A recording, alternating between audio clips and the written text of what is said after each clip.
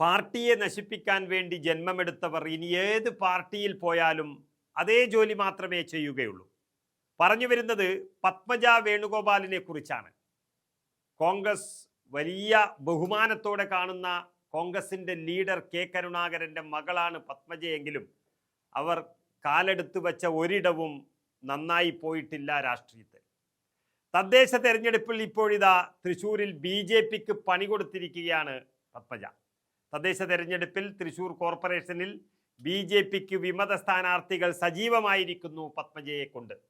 BJPക്ക് MP ഉള്ള ഒരു നാട്ടിൽ കേന്ദ്രമന്ത്രിയുടെ തട്ടകത്തിൽ വലിയ മുന്നേറ്റം പ്രതീക്ഷിച്ചിരുന്ന BJPയെ ആദ്യം തന്നെ തകർത്തിരിക്കുകയാണ് പത്മജ വേണുഗോപാൽ.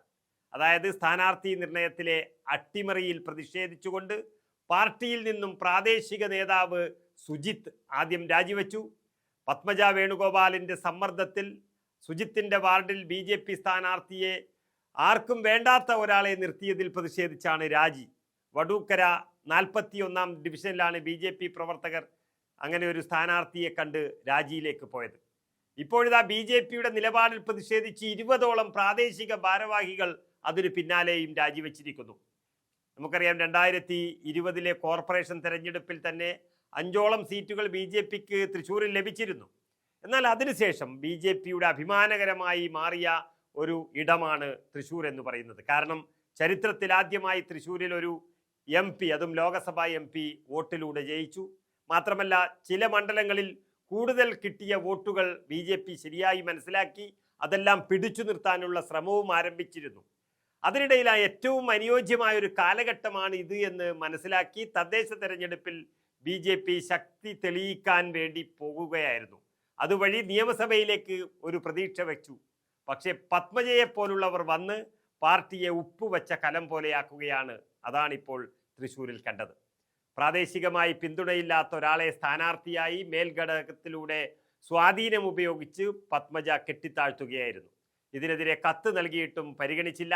പാർട്ടി പ്രഖ്യാപിക്കും മുൻപേ തന്നെ പത്മജ തൻ്റെ ആളുകൾക്ക് വാക്കുകൊടുക്കുകയും അതുപ്രകാരം ജനസമ്മതിയുള്ള നേതാക്കളെയെല്ലാം അടിച്ചമർത്തുകയും ചെയ്തിരിക്കുകയാണ് തൃശ്ശൂരിൽ. യഥാർത്ഥ സ്വയം പ്രഖ്യാപിത സ്ഥാനാർത്ഥിയായ ആളാണ് തൃശ്ശൂരിൽ ഇപ്പോൾ കാണുന്നത് എന്നും അതിന് പിന്നിൽ പത്മജ വേണുഗോപാലാണ് എന്നും പ്രവർത്തകർ പറയുന്നു. ഏതായാലും പത്മജ വന്നാൽ വന്നിടം ഇങ്ങനെയാണ്. കോൺഗ്രസിൽ അവർ നേടിയ സ്ഥാനങ്ങളും പദവികളുമൊന്നും ചെറുതല്ല.